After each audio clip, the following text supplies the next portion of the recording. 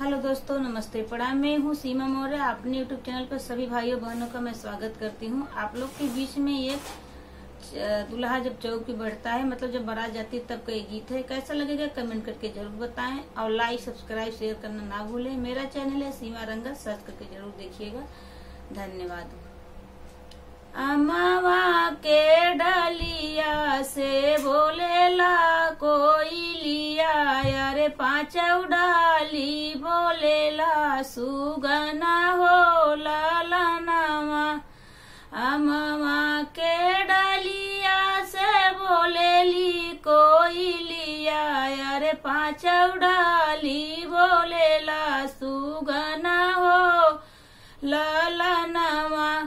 चौक चढ़ी बैठाई दुल्हे कामन राम देती न मोरी माई भर मुखया सिसवा। जायऊ न मोरे बेटा चौक चढ़ी बैठाऊ, अरे सोने मऊरे होई है तोर विवाह रे ललनवा। अरे सोने मऊरे हुई है तोर विवाह रे लालनावा। देई हाई कहड़ देई हाई छकहड़, अरे धाना लाई के अइह तू दुआरे हो लालनाया रे। धाना लाई के अइह तू दुआरे हो लालनावा।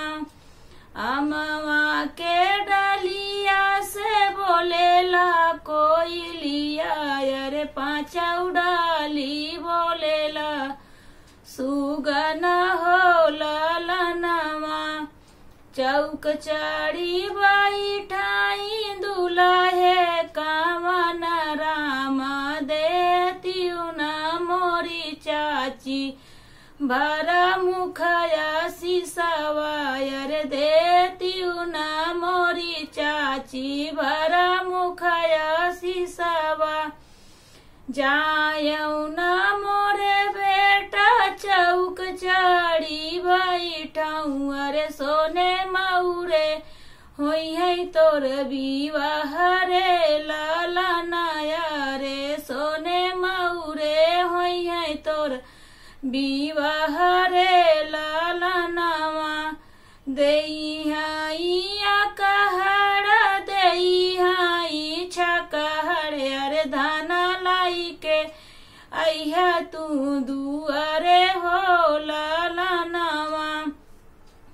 अमवा के डालिया से बोलेला कोई लिया, अरे पाँचौ डाली बोलेला सुगना हो लालनाया रे। पाँचौ डाली बोलेला सुगना हो लालनावा। चौक चढ़ी बैठाई दुल्हे कामन राम देती न मोरी भाभी भर मुखया सिसवा। अरे देती न मोरी भाभी भर मुखया सिसवा।